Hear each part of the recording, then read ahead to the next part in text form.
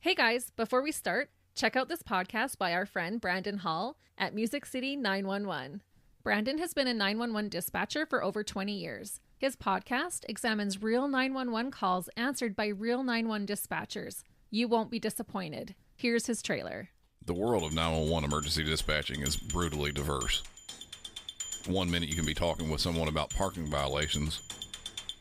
What's the process we are to take to have people towed? Because it's actually delaying the mail. And then all hell can break loose. Then the rest of the day is crazy. We could have murders. Hill County 911, what's your emergency? I just killed my children. Home invasions. He's in my house. I shot him. You shot him? He was coming up towards me and I shot him. Natural disasters. Tornadoes came through and got us. I'm buried under a bunch of overlap. Even bombings.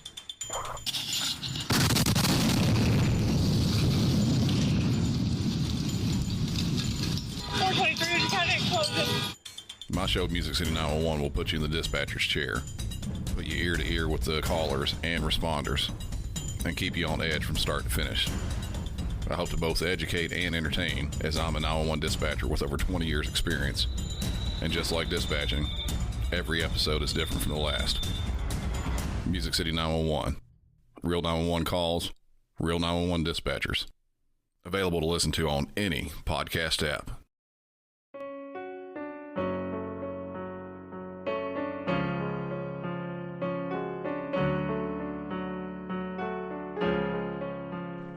Hey listeners, thanks for dropping in. I'm Christy. And I'm Melissa, and this is Buried Motives, where we dig deep into the details of some of the most gruesome Dirtbag murderers.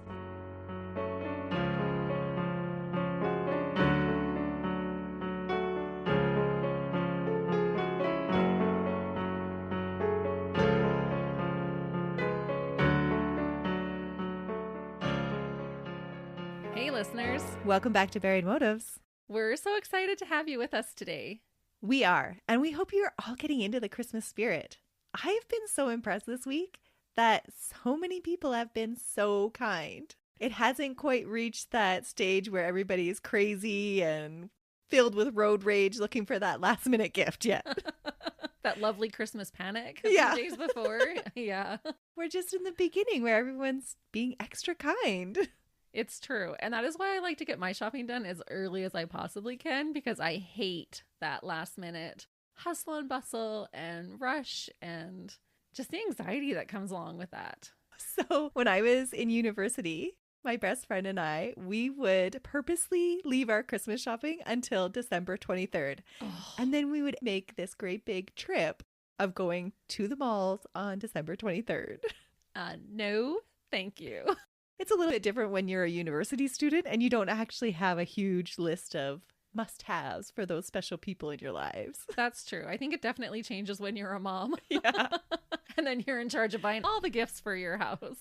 Exactly. But I've just been so impressed with how kind people have been lately. Me too. And now that you say that, I actually just had the neatest experience. I was out with a friend. We met for dinner and we decided to meet at Montana's restaurant. So delicious. It is so good. Their deep fried pickles. Oh my goodness. You will win me over with the deep fried pickles 10 out of 10 times. You are all about deep fried pickles. I really am. But anyways, we were there. We sat actually at the restaurant for like 5 hours chatting, catching up. And all of a sudden the waitress comes up to us and she's like, just so you guys know, your bill has been paid for. What? Seriously. And we were just like, that same response. What? And we had been there long enough that 3 different sets of people had come and gone in the booth across from us. And it turned out that the middle couple that had been there was a dad and his daughter. She looked like maybe around 9-10 years old. They had decided to pay for our meal.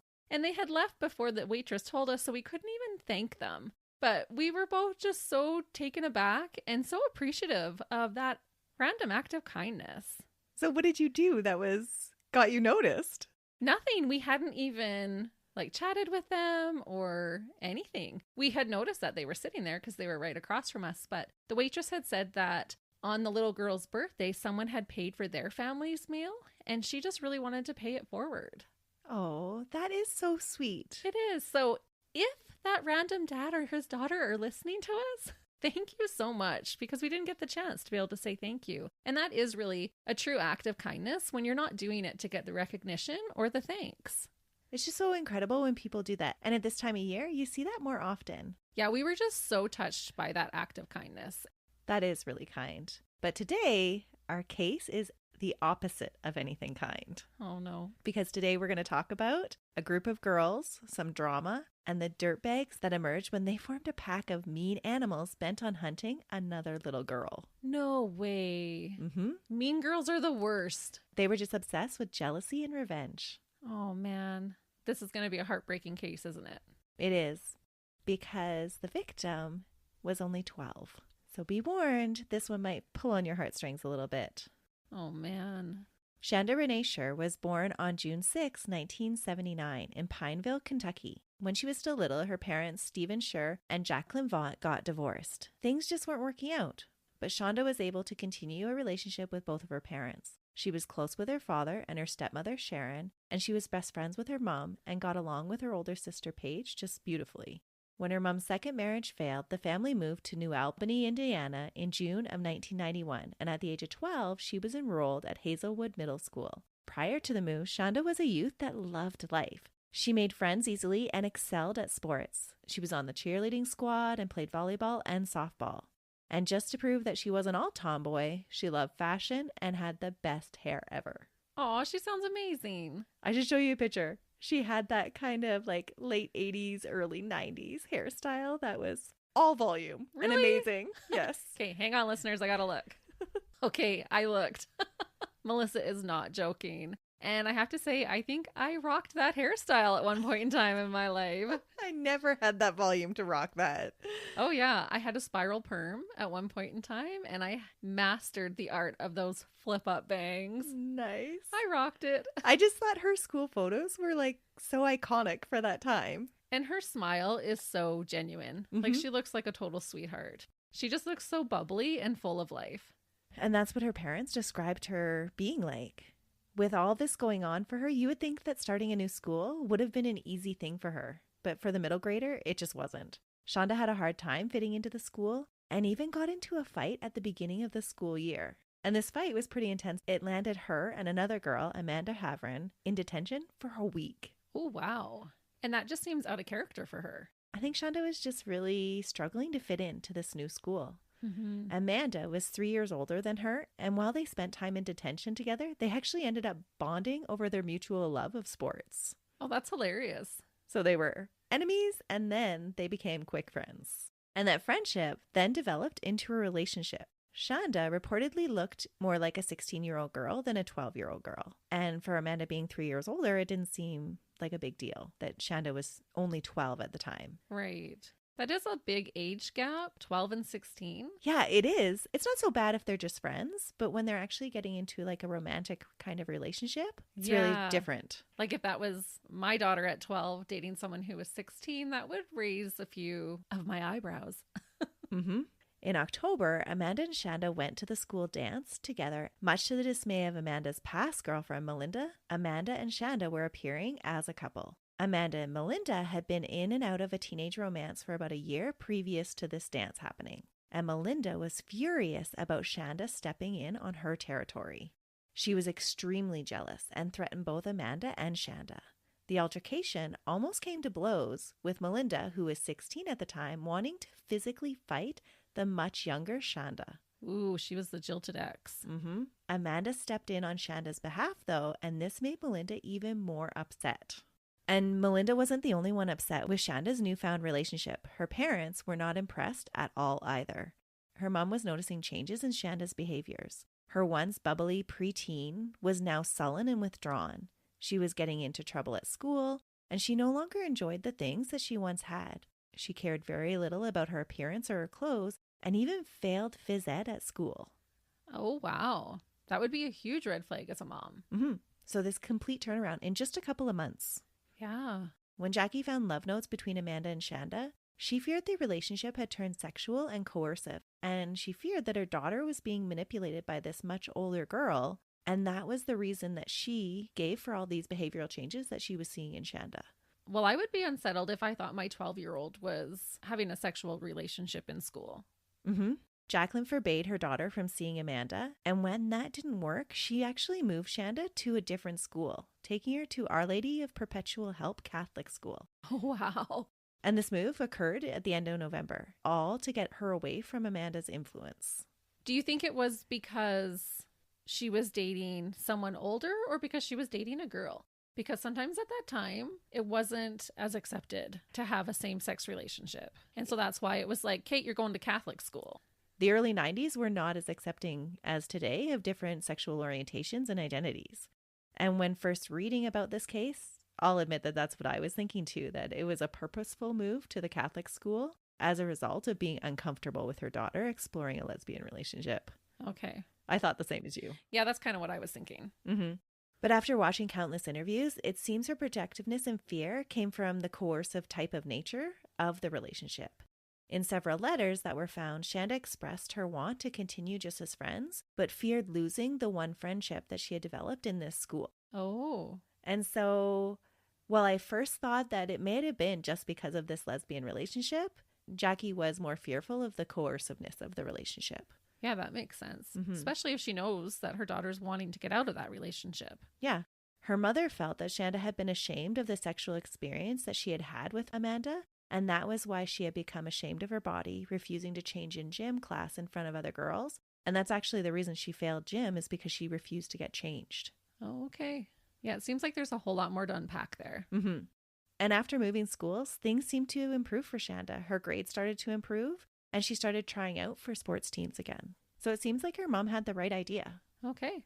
But throughout this time, Amanda continued to call and write letters to Shanda. She still wanted the relationship to continue, even though Shanda had gone to a new school.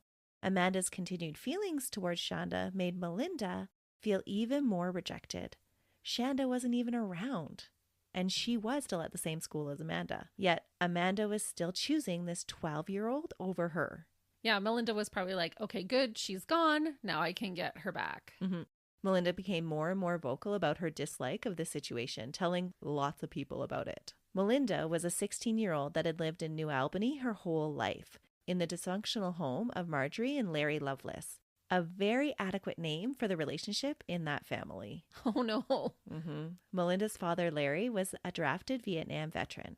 He was emotionally scarred by his time spent serving. He held down various jobs after serving in the military, working for the Southern Railway or working as a probationary officer in the New Albany Police Department, and even as a mail carrier. At all of these jobs, he didn't have the greatest track record. He had assaulted a man as an officer. He delivered very little mail while being a mail carrier. Instead, he just kind of stashed it at home. What? That's like the equivalent of a little kid with a flyer route, like dumping the flyers in the garbage can. Yeah, only this was people's mail. Yeah, that's important stuff. Yep. That's got to be a criminal offense. Oh, it totally is. Yeah, that's like basically stealing someone's mail. But he just didn't want to do the job. So he's lazy. Unmotivated. Yep. Because of his lack of reliable employment, the family was only well provided for when Marjorie started to work intermittently after 1974. But being provided for was not something Melinda and her siblings could rely on. Her father would often spend all the family's money on things just for himself, leaving his daughters to go hungry. What? What a dirtbag. Yeah. Oh, it's going to get worse. Just wait. Between the ages of 5 and 7, Melinda's parents joined the Baptist church, and this is when Larry tried on the hat of a marriage counselor and a lay preacher. He was going to become a marriage counselor? He did become a marriage counselor in the church. He became obsessed with religion. During this time, he actually sent Melinda away with a 50-year-old man for a 5-hour exorcism in a hotel room. And few know what really happened in that hotel room during that exorcism. Get out. Handed his daughter over to a 50-year-old man. So this feels like he's a square peg trying to fit in a round hole. Yeah. Like, this does not fit. No, not at all. And it wouldn't last. It would soon fade after a few years. There were too many rules for Larry. Melinda's parents had an unusual and very abusive sex life. They had what sounds like was an open relationship, which was enforced and really only enjoyed by Larry. After his dabbling in religion, Larry's behavior at home was even more bizarre and deplorable. So he can step out on his wife, but she can't step out on him. And not just step out, but bring in. Oh, Yeah. gross. He's terrible. Mm-hmm. Larry was violent and encouraged swinging and orgies, and he would force his wife to take part in them. Then, after forcing her to take part, he would fly into jealous rages and beat her for it. What? Larry also enjoyed dressing up in his wife and his daughter's undergarments and wearing their makeup. And when he wasn't wearing their clothes, he was embarrassing them by smelling their underwear in front of other people. Are you serious? He was just bizarre and such a dirtbag. Yeah, that's not even strong enough words to describe him. Yeah. What a low-life human. Melinda's mother would openly talk about suicide with her daughters present and made several different attempts to take her own life. Oh. Once, after Larry shared her with his work friends, it was her daughters that found her unconscious among family photos during this one attempt. Oh, man. If watching their mother being physically and sexually abused wasn't enough, Melinda's sisters and cousin Teddy were all molested by Larry. He made them strip naked and he would tie them together and sodomize them each in turn. My goodness. Yeah. During one instance of sexual abuse, Larry used a pistol to rape a young girl. That is so despicable. He's an absolute dirtbag. Yeah. Melinda was a little reluctant to admit that this had ever happened to her, but several people testified that they had seen Larry fondle Melinda even when she was an infant, and that she slept in his bed with him until she was 14 years old. How can people see him doing stuff like this and nobody steps in? It was the culture at the time. That always blows my mind. Mm-hmm. Because how many years of this torture and abuse could have been stopped if someone had reached in to help her mom get herself and her daughters out of this horrific abusive situation? Mm-hmm. In 1990, it all kind of came to a head when Melinda was 14. Marjorie caught her husband spying on her daughters getting changed. And so up until this point, it sounds like her mom didn't have an understanding of what was happening to her girls. She kind of put up with it because it was happening to just her. But when she became aware that he was doing this to her girls and saw him watching them, she attacked him with a knife and then later tried to commit suicide. This instance would mark the last of their marriage. The two would divorce, and a short time later, Larry would just leave and start a new life with another woman with little thought of the family he left behind. Good riddance. That's what I wrote. Did you? Yes. While we're all thinking good riddance to this dirtbag, though, those weren't Melinda's sentiments. She was very hurt by her father's abandonment. Melinda had a very skewed version of what a loving relationship looked like. Oh, if he's been fondling her since she was a baby, she would. This is all that she's ever known. Mm-hmm. But all of this stuff that you're telling me, no wonder she's hyper-focused on her relationship with Amanda. Yeah. You can see why she's holding on to that relationship for dear life and why she's kind of obsessive about it. Yeah. After her dad left, Melinda was floundering. She had never really excelled at school. With her home life, that isn't a big surprise. She had to repeat a grade and got into frequent fights, and she also struggled with depression, the same as her mom. At the age of 14, about the same time that her mom had found a new love interest, Melinda was developing her own relationship with Amanda, which started in March of 1991. The girls were both openly lesbian, not an embraced orientation at the time. They bonded over their shared struggle of coming out in a small town in 1990. With the betrayal of her father fresh, she clung on to her newfound relationship with Amanda. Melinda saw Amanda as her one constant. Oh, I can totally see that. At least until Amanda became infatuated in the fall of 1991 with Shanda, the 12-year-old who seemed to have it all. Looks, grades, athletic ability, and even though her parents were divorced, a dad that stuck around and cared about her. And now Shanda had Amanda's attention too. So it sounds like Melinda is projecting all of her hurt and past trauma onto Shanda. That's what's going to happen. Oh, man. This is totally a recipe for disaster. Mm-hmm. Because she has everything that Melinda's never had. Yeah. And not to justify whatever is going to happen, but you can totally understand and see how this would be in the works. And how sad, because Melinda's a victim in this too. Up until this point. Hold on to that thought. You might change your mind. Remember how I said that it wasn't just one mean girl, but there were several. Oh, no. How many more names am I going to have to remember? Listeners, get a pen. So in November of 1991, Melinda was heartbroken and looking for a new friend. She met a girl named Laurie through another friend. These two girls developed a bond through their shared experiences with depression and female attraction. Laurie Tackett, who went by Laurie, was born on October 5th, 1974 in Madison, Indiana. Her father was an ex-con who worked in the local factory. Her mother, Peggy Tackett, ruled their house with an iron fist and was a deeply religious person. She demanded her family follow her fundamentalist Pentecostal views. Laurie as a child was frequently teased for her dresses that she was made to wear and for her mother's religious zeal. Oh, were they like Little House on the Prairie kind of dresses? Yep. Okay. When she acted out against the strict rules at home or tried to get away with changing into pants when she got to school, there were always consequences. One disobedience led to her mother attempting to strangle her and resulted in a parenting agreement being ordered by the courts. What? Mm-hmm. What is happening to all these parents in the 90s? Oh my goodness. It was a rough time. Laurie's parents had agreed to unannounced visits from social workers who would assess for any signs of abuse.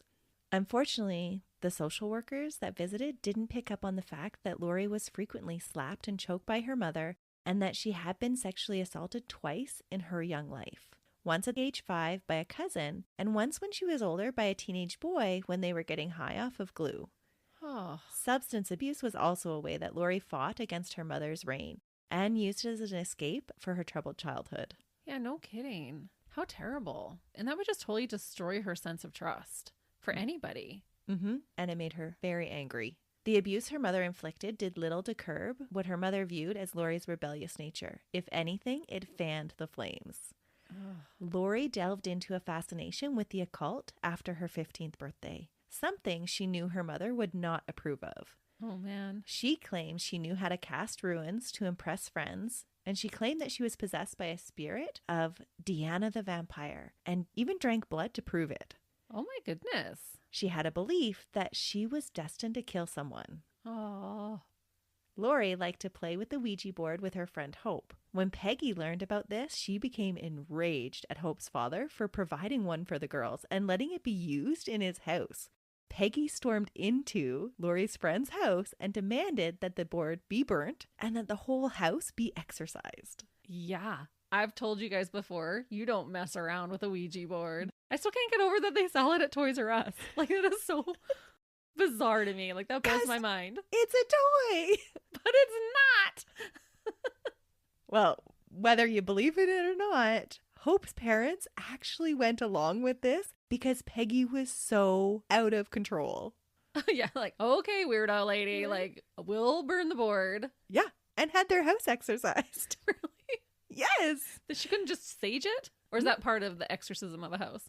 Yeah, I don't know. I don't know either. And it wasn't because they had any belief that the Ouija board was anything more than a toy, but they just had to get away for Peggy to leave them alone. Just to appease her. Mm-hmm. To de-escalate the situation. Sometimes it's not worth the fight. That's right. But that's how fanatical she was. Wow. And a good old exorcism doesn't hurt anybody, I guess.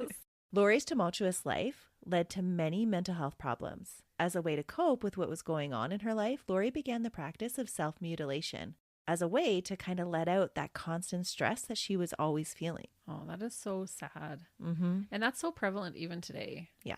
And unfortunately, they found a whole little group of girls that practiced that same thing. When her parents discovered this behavior, they checked her into a hospital on the 19th of March in 1991. After a brief evaluation, Laurie was released into her parents' care, and only 2 days later was cutting her wrist with her girlfriend Toni. This time, she was admitted to the psychiatric ward and was diagnosed with a borderline personality disorder. Laurie claimed at this time that she had had hallucinations since her early childhood. Less than a month later, she was released again into her parents' care. So there's a lot going on with Laurie. That's really sad. It's really heartbreaking what these girls are all going through. Mm-hmm. The fall of 1991 was a difficult time for Laurie. She dropped out of school and began to bounce around friends' homes in Louisville. And that's when she met Melinda.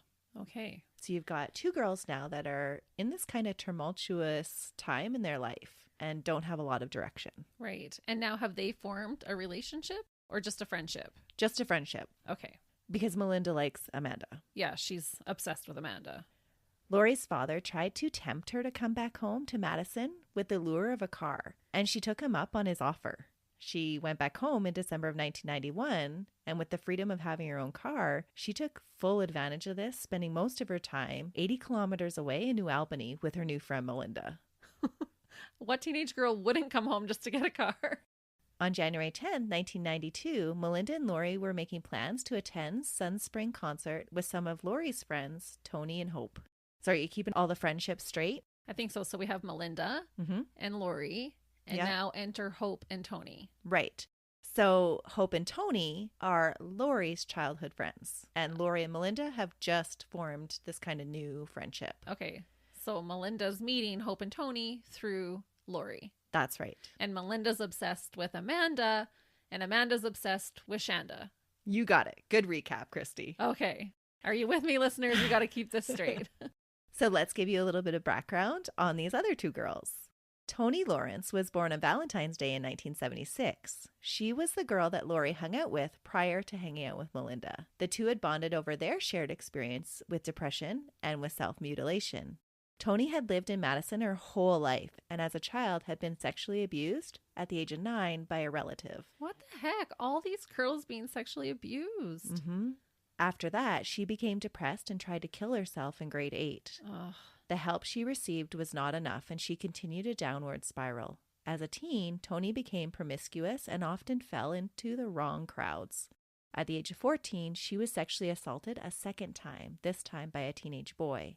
The boy received a slap on the wrist and was ordered by police to stay away from Toni, and counseling was offered to her, but she didn't follow through on it.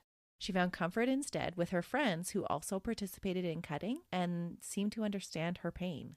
So it sounds like they're like trauma bonding. Yep. Toni's good friend Hope was one of these people. Hope Anna Rippley had also been born in Madison on June 9, 1976. She and Toni had been friends since they were little girls. Hope's parents had divorced in 1984, and for a brief time she had moved to Michigan with her mom for a few years. But in 1987, her parents reconciled and she moved back to Madison and continued her friendship with Toni and Laurie. Hope participated in self-harm the same as Toni and Laurie, but she denied any childhood abuse or trouble in her family as being the reason why she cut. Okay. She had her own reasons, I guess. Yeah. So on January 10, 1992, Laurie drove Hope and Toni to Melinda's house the night of the concert. Melinda was still very hurt and worked up over Amanda's betrayal and her choosing a 12-year-old over her. Despite Shanda's parents moving her to another school, Amanda still kept in contact with her and showed very little interest in Melinda again.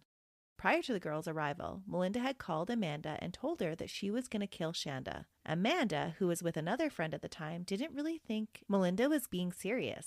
She thought she was just kind of flying off the handle again and being overly dramatic. Talking tough. She told Melinda not to kill her because she would end up getting in trouble. If you told me you were going to kill somebody, I don't know that my first reaction would be like, you'll get in trouble. As opposed to like, that's messed up. Like, that's wrong. But I guess as a teenage girl and you're taking it kind of half jokingly, you can see why she would say that. And I think that's why she said it. She's like, this whole thing is ridiculous because neither Amanda nor the friend who had overheard part of this conversation went to the police or told anybody about the conversation. They just didn't believe that the threat was serious at all. When the girls were at Melinda's house preparing to go to the concert, trying on clothes and doing their hair, Melinda raged about Shanda and how she wanted to kill her. The other 3 girls had never actually met Shanda before, but all were becoming very familiar with Melinda's hate for her. She believed that she was a copycat that had stolen her girlfriend away from her. Well, and it's kind of the mean girl code. If your leader hates somebody, you have to hate them too. Exactly. There was some debate about whether Laurie knew prior to getting to Melinda's house she knew of Melinda's plan to hurt Shanda. Hope and Toni just learned of the plan to scare Shanda when they arrived. Both felt Laurie had prior knowledge of what was planned that night. Okay, well, because she's closer to Melinda. And Amanda's not here? Nope, Amanda's not there. Okay. They both felt that Laurie was pretty eager to participate in this plan. Laurie maintains that while she was okay going along with Melinda's plan, that she really didn't have any prior knowledge of it before arriving at Melinda's house that night. Well, and these girls, like your teenage girls, someone's talking smack. You're probably thinking, oh, we're just going to go rough her up or threaten her, scare her, that kind of a thing? Like, did they really know that Melinda was wanting to actually kill her? No, it's talking smack. Yeah. Yeah. Either way, though, when the 4 girls left Melinda's home that night, they all had a knowledge that Melinda at least wanted to scare Shanda to death, and that there was a real possibility that that scaring might turn into murder. Melinda had been waving around a knife and proclaiming just that. Oh, man. It's so hard to know exactly what they would have been thinking in that situation. Like, I'm trying to think back to when I was a teenager. Like, you wouldn't really think that someone's going to murder someone else. But you can understand the kind of group mentality of, getting involved in all the hype and wanting to go along, especially when these are 4 girls that are struggling to fit in and insecure. Oh, for sure. Because even if they're thinking it's joking and they're kind of egging Melinda on, Melinda's thinking they're on board. Mm-hmm. Like, we're doing this. Yeah. The 4 girls drove straight to Shanda's father's house in Jefferson around 8 p.m. that night. It was shortly before dark, and the plan was to scare her on the way to the concert. Melinda ordered Hope and Laurie to go to the door and ask for Shanda to come out to the car with the ruse of being 2 of Amanda's friends, and that they were going to take her to see Amanda, who was waiting at an abandoned hangout. So Amanda actually had nothing to do with this. They're just using Amanda as a way to manipulate Shanda to get her out of the house. Yeah, they're using her as a ruse. Okay. Shanda was at her father's house for the weekend and had just gotten home after hanging out with some other friends. She had been looking to continue the night with a sleepover with her friend Michelle, but her father had kiboshed that idea. They were in the middle of doing some renovations, and bed space was at a premium. So even though Shanda still wanted to kind of hang out with friends, her father had said, no, we're calling it a night. When Laurie and Hope knocked at Shanda's door that night, it was Shanda that opened the door. Because they had never met her, they asked to speak to Shanda, not realizing that that's who was in front of them. Well, you said she didn't look like she was 12. No. They probably thought it was her older sister. Mm-hmm. Once they made introductions, they told Shanda the line about Amanda wanting to see her. With her dad listening from the other room, Shanda told the girls that she wouldn't be able to go out because her parents were still awake. But she did agree to sneak out after midnight if they wanted to come back and get her. And the dad heard this plan. So Shanda's dad said that he had overheard kind of parts of the interaction at the door. He knew that whoever was on the other side of the door, that they didn't know Shanda because she had answered the door and they had asked to see her. But he didn't really hear all of the interaction about her wanting to sneak out after midnight. Okay, he was just hearing bits and pieces. Mm-hmm. He questioned his daughter, and he had the impression that she wasn't being totally honest with him about the interaction, but he kind of just let the matter drop. Right. He's like, oh, what was all that about? And she kind of made up a story. But not a huge red flag. No. Yeah, just someone showed up at the door. Yeah. When Laurie and Hope returned to the car empty-handed, Melinda was ticked off. But Toni and Hope reassured her that they would just return after the concert. At the punk rock concert in Louisville, at the Audubon skate park, after a failed attempt to get some liquor with some boys, the girls split up for a short time. Hope and Toni weren't really feeling the dancing scene and went to wait in the car. There, they met 2 boys that they became very friendly with in the back seat. Oh, man. While hanging out with these boys, they revealed that they and their friends were planning on killing somebody that night. What? How do you just talk about it so nonchalantly like that? Because they're just all hyped up about it. They're excited about it. Oh my goodness. This, I think, is really important and shows that they knew what was going to happen this night. Or at least they had a good understanding of there was a good possibility of it happening. Right. And I understand that whole mob mentality, but it's always so shocking that not one of them, deep down in their gut, felt like this is wrong. Like, we can't do this. Especially they've just met her. They don't even know her. They have no reason other than hearsay to be upset with her. Well, Toni and Hope hadn't even met Melinda before this night. Right. So they have no loyalty to Melinda. No, it is totally bizarre. And that's what I mean by calling them a pack of wild animals. Yeah. Around midnight, the girls were all reunited and headed back to Shanda's house. By the time they returned, Shanda's dad had asked Shanda to turn out all the lights and had gone to bed himself. He was unaware of why his daughter was still waiting up. At 12:30, the girls arrived at Shanda's house. Toni refused to go to the door to get Shanda. Melinda was oscillating back and forth with excitement over scaring Shanda or killing her, and continued to wave the knife all around. Hope and Laurie were not as reserved as Toni and went to retrieve Shanda while Melinda lay in the back seat covered in a blanket, still holding the knife. So she wants to surprise attack her. Mm-hmm. There are some different opinions on if Shanda really intended to leave with the girls that night. Shanda's mom believed that because Shanda's purse and coat were found in the kitchen the next day, that she only intended to go to the end of the driveway where the car was waiting, that she didn't really plan to leave because she didn't take her coat with her.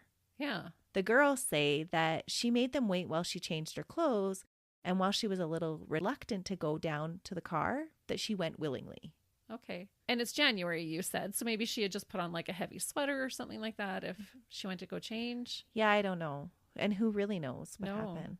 But everybody agrees that she was a little reluctant to get into the car. And I wonder if she was starting to already sense that something was up, that this wasn't your normal teenage sneaking out of the house outing. Right.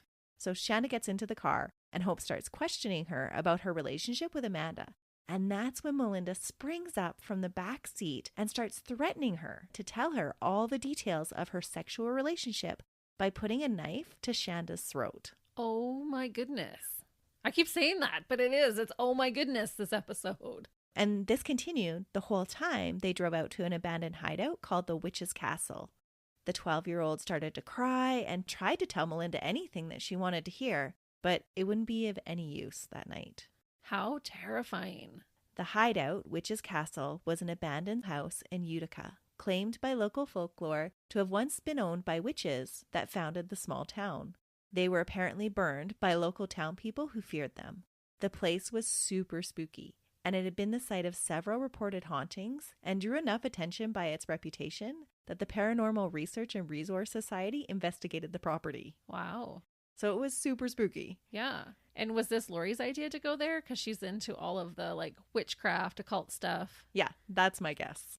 While none of the claims about witches can be proven, the town's records do actually show that 2 murders and a suicide took place at that address. Oh, wow. And that's where they took Shanda that night to supposedly meet Amanda. With Laurie's beliefs and practices of the occult, it's not a big stretch to assume that the location was chosen to channel a special kind of evil. These girls are a special kind of evil. And that is where the evil would begin that night. The girls dragged Shanda into the haunted castle and bound her arms and legs and taunted her about her looks and threatened to cut off her beautiful hair. They stripped her of her rings and each took one. Hope took off her Mickey Mouse watch and danced around the terrified girl to the tune that the watch played as the others taunted and poked fun of her. Laurie taunted her with the folklore of the building, telling her that the place was filled with human remains and that hers would be next, taking a smiley face t-shirt and lighting it on fire and threatening her with the flames. Oh, they're totally torturing her. Mm-hmm. They want to terrify her. With the fire from the shirt blazing and passing headlights visible, the girls actually started to get a little freaked out, and they feared that someone might be able to see what they were going to do. So they dragged Shanda back to the car and proceeded on a joyride around town. They got out several times and had to stop at 2 different gas stations throughout this little joyride to get directions, each time talking to boys when they stopped. So witnesses would later come forward and say, yeah, we saw them driving around. We were talking to them at this gas station, or they stopped here to ask for directions. Toni even called a friend while at one of the gas stations, but never once mentioned the activities of the evening. While the girls sought out directions and were having conversations with random boys, Melinda kept Shanda hidden in the back seat with a blanket. Probably at knife point. Mm-hmm. And how terrible for her. She is at these gas stations and probably in her mind, she's thinking, should I try to get out? Do I try to fight her? Because she was actually somewhere where someone could have helped her. But I wonder if she even understood the extent that these girls were willing to go to. True. And we have to remind ourselves, she's 12. These other girls are 16. She is a baby in comparison. Mm-hmm. I think that the amount of witnesses, too, that the girls left behind really says something about their maturity level. That is true. And at that age, you think you're invincible. Mm-hmm. They're not going to even be thinking about getting caught. No. And because they don't have a specific plan, they're maybe not thinking about covering up their tracks. Like if you're going to rob a bank, you have a very specific plan. This was just, let's pick up Shanda and torture her, and we'll see if we end up killing her or not. Yeah. But I do have a hard time believing with how many times that Melinda talked about killing her, that they didn't have an idea that that's where the night was going to go. Yeah, it's hard to say. But they don't know Melinda. No, they don't. So once back on their way, after getting their directions and no longer lost, they drove Laurie's car to the woods near her house. It was an old garbage dump in the middle of a heavily forested area. They dragged Shanda from the car and stripped her down to her underwear, and Melinda started to beat her, repeatedly punching her and slamming her knee into Shanda's face. Oh. Shanda had just received braces, and they broke through her skin, causing blood to pour from her mouth. Oh, man. I can feel that pain. Yeah. Did you ever have braces? Yes. Yeah. Even just like getting hit a little bit in your mouth by accident, let alone repeatedly. That is painful. Mm-hmm. Upon seeing the blood, Melinda became even more enraged and grabbed Shanda's head, pulling it back, drawing the knife across her throat. But the knife was not sharp enough, and it didn't do enough damage to kill her. But it did slice her. Mm-hmm. Hope then held Shanda down while Melinda and Laurie repeatedly stabbed Shanda. They stabbed her in her chest, her legs, and the bottoms of her feet. Knowing that the knife was dull, none of these stab wounds were meant to be fatal blows, just ones that would inflict pain. What a bunch of dirtbags. Yeah, like the bottoms of her feet, they're just trying to inflict pain. But honestly, the second they saw Melinda try to slit her throat, that's not an alarm bell for you. Mm-hmm. You're instead going to hold her down and help stab her. It's so bizarre to me that none of them spoke up and were like, this has gone too far. Right. Or even when they're talking to those boys at the gas station, saying something like, hey, this is what I think might happen, and I'm not really sure what to do about it. Yeah, it's just so bizarre. They just kept going along. The girls then strangled Shanda with a rope, wrapping it around her neck and pulling it until she was unconscious.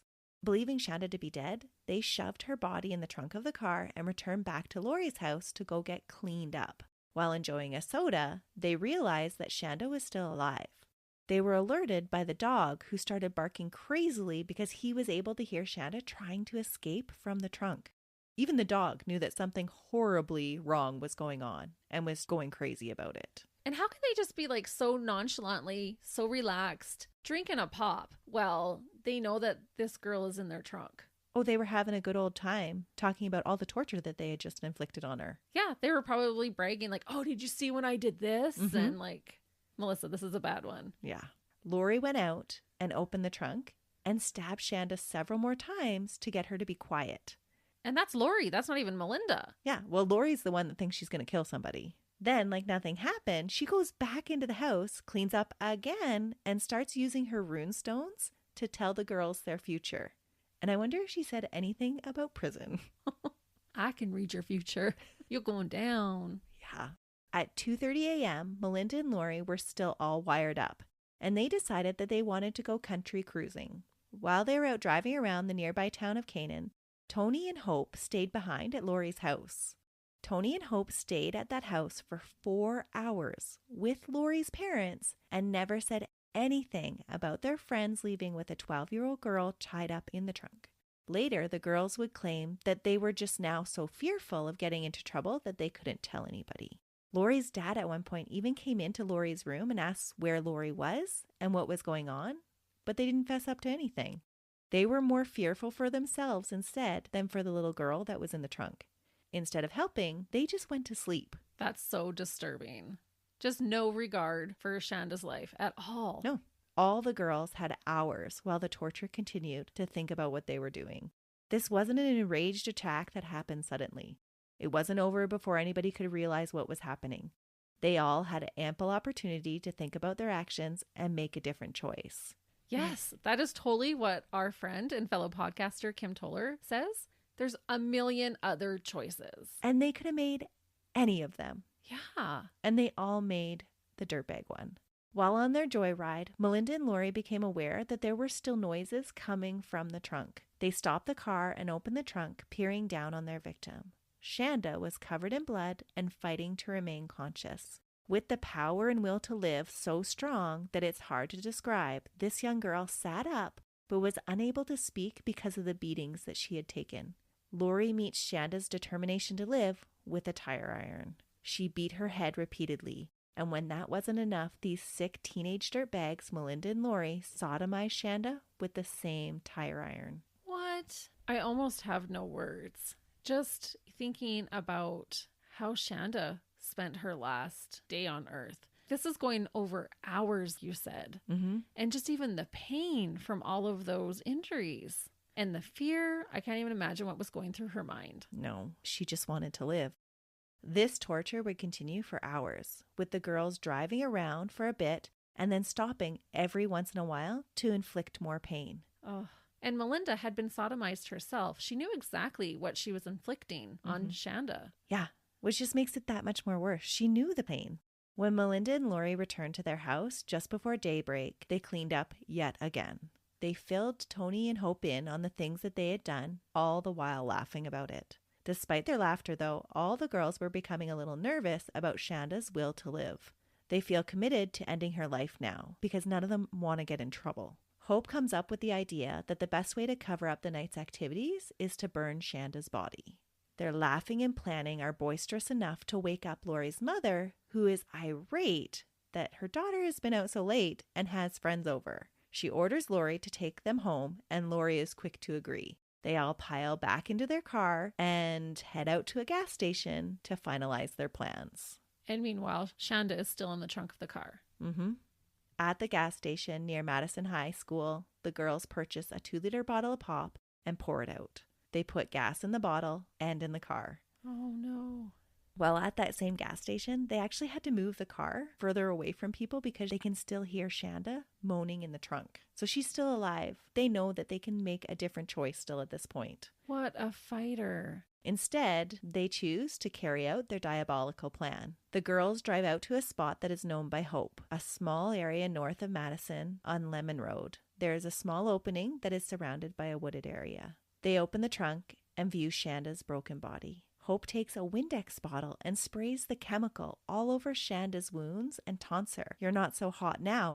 Hope and Laurie then wrap Shanda in a blanket and lift her out of the trunk. Laurie yells at Hope and Melinda to pour the gasoline over Shanda's body as she lays on the cold, hard ground. While gasoline is covering her body, Shanda is calling out for her mummy. Laurie ignores all of this and strikes a match, setting the 12-year-old on fire. When the fire dies down a little bit, Melinda returns again and doses it a second time with the rest of the fuel because she's fearful that Shanda is not yet dead. So they literally burned her alive. And that's confirmed on autopsy reports later, that she was still alive. Oh, Melissa, that is such a next level amount of evil. It is amazing what dirtbags can do when they get together. Well, and even just like when you were talking about how when they opened the trunk and saw her, I was shocked to hear that Hope, who's never even met this poor girl, decides instead of being taken aback by her horrific appearance, what she would have looked like at that point in time, she thinks, oh, I'm going to make her hurt even more and spray Windex in her wounds. Yeah, no point to that at all. No. And then how heartbreaking that she's crying out for her mom. Yeah, it's just so awful. So what do 4 heartless teenagers do the morning after a night of vicious torture and murder?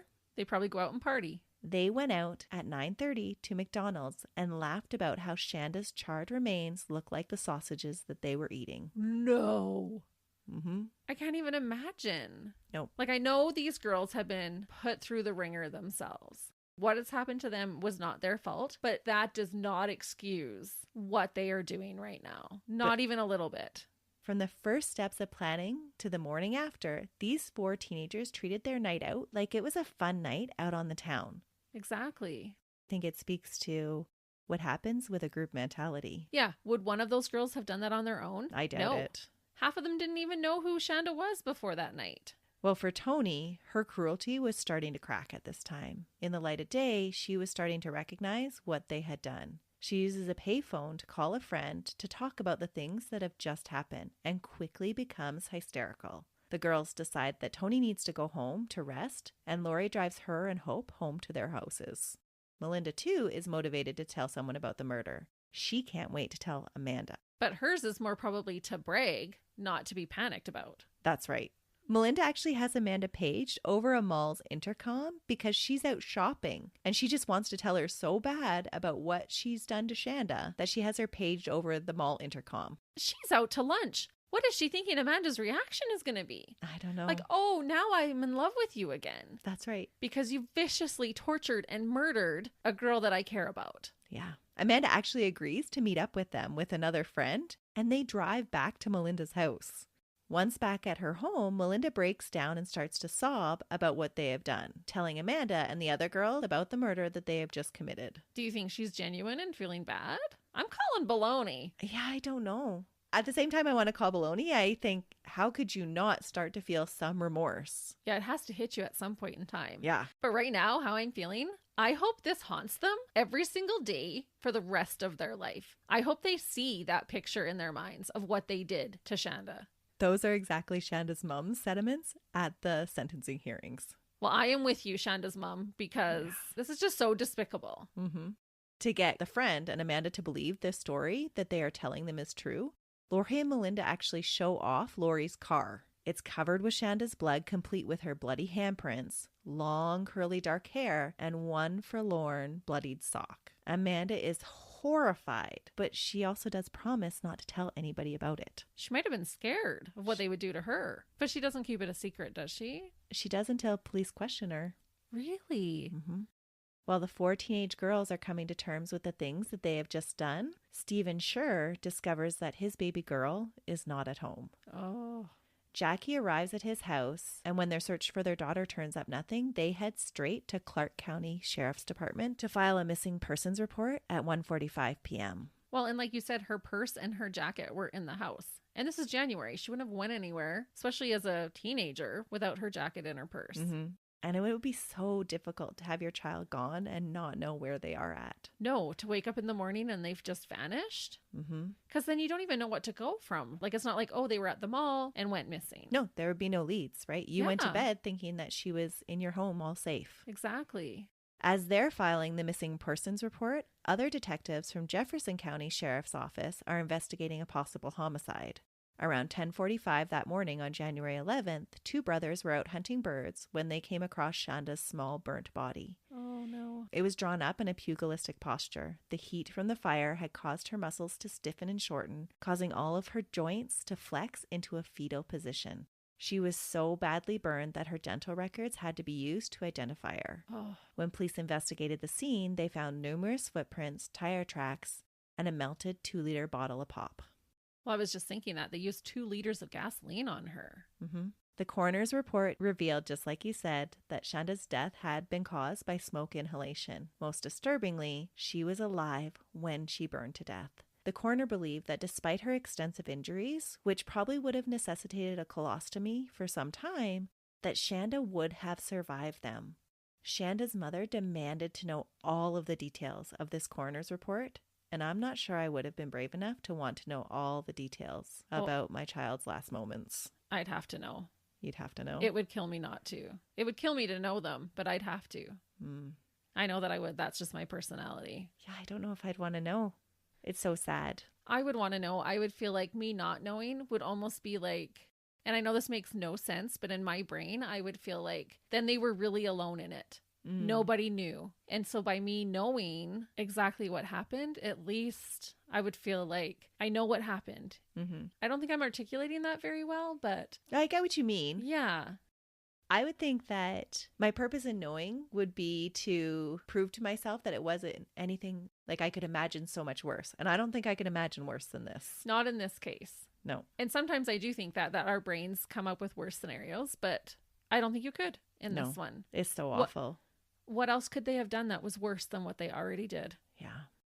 Because of the gruesome nature of this crime, police initially thought that it had been a drug deal gone wrong or a crime committed by seasoned out-of-town criminals. It wasn't the kind of thing that happened in their area, where most of their small towns were likened to the idealistic town of Mayberry on the iconic Andy Griffith Show. But that theory didn't last long. The truth was nothing that any of the officers or townspeople were prepared to hear. No one would believe that such a horrific crime could have been carried out by 4 teenage girls. No, you would think it was a professional hit almost. Mm-hmm. In their inaptness of using a dull knife, they actually made it look more like it was a professional trying to torture somebody. Yeah, I would have been so shocked to find out that this was children who had done this to another child. Yeah. At 8:20 p.m., Toni was brought into the Jefferson County Police by her parents. She had told them about the murder, and now she tearfully, almost hysterically, told the police her story. When Toni was at the police station, another boy was also there saying that he had overheard a conversation about a murder at a bowling alley that day. It didn't take long for the police to kind of connect all of these dots. So Toni went in willingly. Yeah. Okay, well, that's one good thing, I guess. It's hard to find anything redeeming for any of these girls, but I'm glad that Toni did go in. I can't help but think, though, it's a little too late for that, isn't it? Oh, it is a little bit too late, but at least it will help police have answers and will connect the other girls as well. Mm-hmm. But they had been talking so much about it that now people were coming in and saying, hey, I heard this. Yeah, I can't even imagine as a teenager hearing someone joke about this, and you're going to think it's a joke. Mm-hmm. And then actually finding out in the news that this girl was tortured and killed in that way. Yeah. Early on the morning of January 13th, around 2:30 a.m., Laurie, 17, and Melinda, 16, were both arrested for the murder of Shanda. Toni and Hope, both 15 at the time, were arrested for their part in the murder as well. The mug shots for Hope and Melinda show them smiling as if it's all part of a big game. What? Mm-hmm. They're obviously thinking they're going to get off because they're kids. Yeah. I don't know what they were thinking. Hope tries to explain it later, saying that the officers were trying to put them at ease, and that's why they were able to smile after just being arrested for murder. But that's hard to believe. No, it's because you have no soul. All 4 girls were tried as adults, and all made plea bargains with the charges that were filed against them. All brought up their histories of physical and sexual abuse or their history of self-harm as mitigating factors. Toni was sentenced on January 28, 1993. She pled guilty to confinement resulting in serious bodily injury. She apologized during the sentencing and was told to rot in hell by Shanda's mother. She was sentenced to 20 years in prison, the maximum sentence at the time for the charges that she pled guilty to. She was eligible for parole after 10 years of time served. Her punishment was the least severe, likely due to her limited involvement and being the one to first confess. Okay. Toni was released on December 14th in 2000 at her first parole hearing. She remained on parole until December 2002. She has since changed her name and tries to keep a low profile, but is believed to still be living in the Madison area working for a trucking company. She now has children of her own. What? Mm-hmm. She only had 2 years of parole? Mm-hmm. Shouldn't the parole go till the end of the sentence? Like till the end of the 20 years? You would think so, but it doesn't. Wow. As for Hope, she was sentenced on June 1st, 1993 to 60 years in prison, but 10 years of that was suspended for mitigating factors. And I thought for Hope, what were her mitigating factors? Yeah. Hope was right in the thick of it. Yeah. Hope was ordered to be placed on probation for 10 years after she was released. So really, her jail time sentence was 40 years. Hope appealed her sentence many times and eventually got it reduced to 35 years. Oh.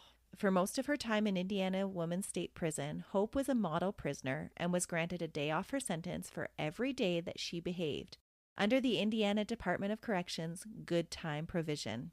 All of the girls would take advantage of this provision. So they could literally cut their time in half. Mm-hmm. Hope was also awarded another 4 years off of her sentence for obtaining her GED and her bachelor's degree from Ball State University. On April 28, 2006, Hope Rippley was released from Indiana Women's Prison on parole after serving 14 years of her original 60-year sentence. 14 out of 60? Mm-hmm. She remained on supervised parole for 5 years until April 2011. Hope feels that she has fulfilled her sentence for rehabilitation and that no matter if she was in prison or out, her punishment continues. In an interview with the Dr. Phil show, she states that she is still not sure if she would do anything differently than she did that night. What? Because the peer pressure was so intense and she still can't understand or explain why she went along with everything. That is very brazen. Yeah. Prior to her release, she never apologized. She said she never thought it was something that she could do because it wouldn't make a difference. She thought that it would be a shallow offering, so she never even bothered to try. But a shallow offering is better than no offering. Mm-hmm. Shanda's mother was most upset about Hope's continued appeals to try and get out early and felt that it was an indication that Hope was not taking responsibility for what she did. She felt that the only thing that any of these girls could do was to accept their full punishments. They would never be able to make up for their crimes, and so she just wanted them to live out their sentences in jail and not try to get off any time. Right. If you're really sorry, do the time. That's right. Hope claims that she will do everything in her power to stop what happened that night from ever happening again, and would always try to make it better, except complete her full sentence. She considers herself reformed. She is now married and living in Indiana still.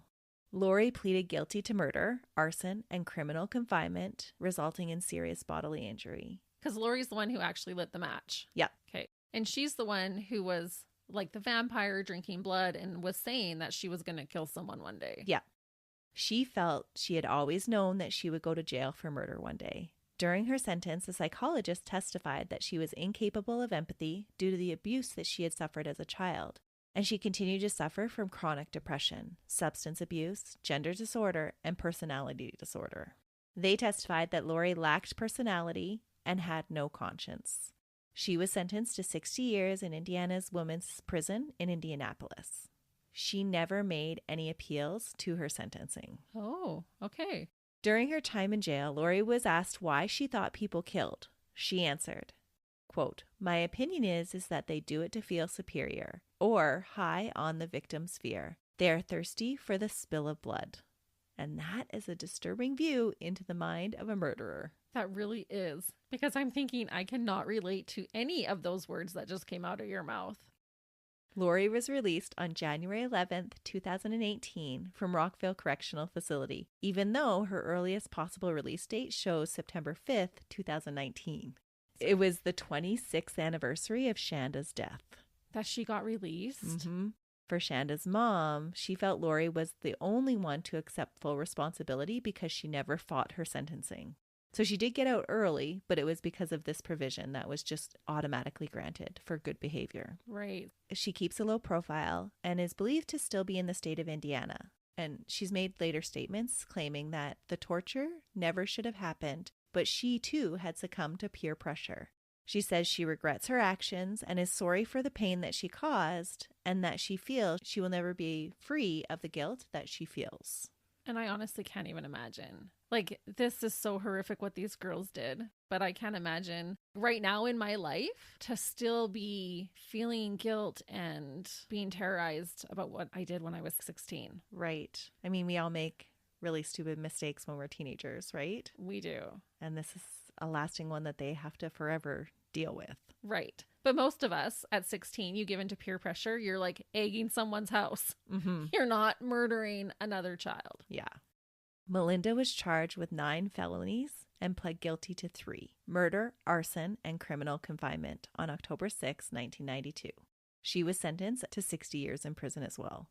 She appealed her sentence on the ground that she was, quote, profoundly retarded by the child abuse that she had suffered, and that she had entered her plea bargain without the consent or consultation of her parents. In 2008, her appeals were all denied. During her time in jail, she too completed her schooling and began to work with a program called Project to Heal, which trains dogs for disabled children. She was featured in a documentary called Charlie's Scars. In order to participate in this program, the directors would only allow her to participate and train dogs if Shanda's family agreed to the arrangement. Really? Mm-hmm. That was at least respectful to ask. Yeah, I thought so too. And so they gave permission. Yeah, Shanda's mother, being a bigger person than I think that I could be in her situation, actually donated a dog named Angel in Shanda's name for Melinda to specifically train. Wow. That's big, hey? That is really big. Yeah. But I think too, as a mom, maybe it was a way of, I want you to think about my daughter every single day. Like, you're training this dog. I want you to remember Shanda. Yeah. Melinda later said that Shanda's mom being okay with her participating in the program Project to Heal and donating that dog did more for her in terms of her own healing than all of the therapy sessions that she had attended since the murder and any learning that she had completed while earning her psychology degree. Wow. Well, it was one act of kindness that wasn't earned. Not at all. And that's what true kindness is. It's not about who deserves kindness. Kindness is just kindness. It is. There were some that criticized Shanda's mom's decision to donate a dog for Melinda to train. In response, she said, quote, "It's my choice to make. She's my child. If you don't let good things come from bad things, nothing gets better. And I know what my child would want. My child would want this." That's so remarkable. Mm-hmm. Melinda was the last of the girls to be released from prison on September 5th, 2019. After more than 26 years in jail, she is now serving her parole in Jefferson County. She continues to train dogs for the same program. Wow. And that is the disturbing case of 4 teenage dirtbags that fell to peer pressure letting their emotions run wild and unchecked and became savage beasts. Whoa. You just summed that up perfectly. Oh my goodness. It's just crazy how so much hatred can come from all their pain being projected onto Shanda and that peer pressure and then not being able to back down. Yeah, that's what's so shocking to me. Because like you said, this wasn't just a flip of the switch accident. We didn't really mean to kill her. They tortured and inflicted as much pain and suffering as they could and tried to kill her so many different times. Mm-hmm. From the first time they realized she was in the trunk still alive, just running out there. Oh, hang on a sec, guys. Run out, stab, stab, stab, come back in and carry on with your night. Yeah, it seems so cruel. And that's why I include what happened to them after, is because if you were just to take that snapshot of their lives, you would never think that anything more could become of those little dirtbags. Right. Well, I think our real superhero of this case is Shanda's mom. Yeah, I think that too. Well, she started out justifiably angry. She was furious. And I think most of us would feel like that at that point in time. And I think it is a healing process. If she was asked early on in the sentencing if she would give Melinda a dog, she probably wouldn't. But she was able to process and heal and come to terms with seeing them more as people rather than just the dirtbag predators who ended her daughter's life. Yeah. And I think through that kindness, then hopefully these girls will go on to be able to do something with their lives that will somehow honor Shanda's life that they took. Right. Yeah, the real test is now. Because unfortunately, we've seen many times people get released and then reoffend. Hopefully they've matured, they've dealt with the things that they have done, and can be better people afterwards. Yeah, it does speak a lot to what a little bit of kindness can do. Kindness goes a long way, and kindness heals. So listeners, as Christmas is approaching, be kind to one another. Spread that Christmas cheer. Buy someone some deep fried pickles. I'm sure they'll appreciate it. And we'll be back in another week. Until then, see ya. Bye.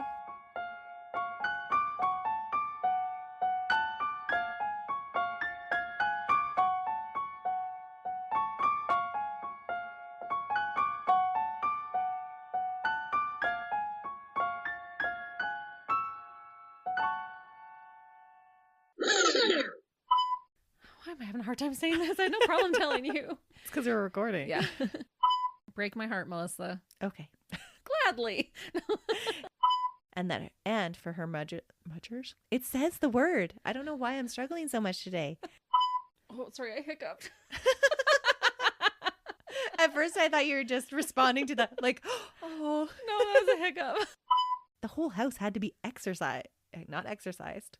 Yeah, isn't it? What would it be? I think it's an exorcism.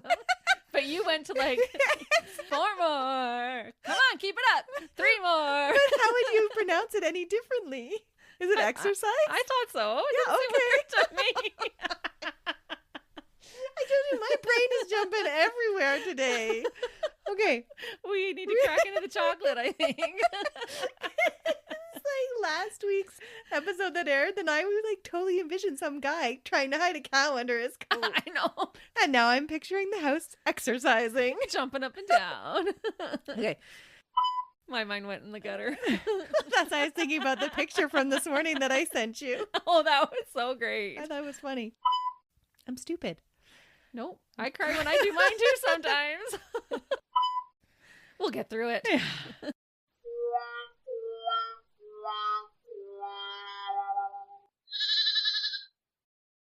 Another Sound Off Media Company podcast.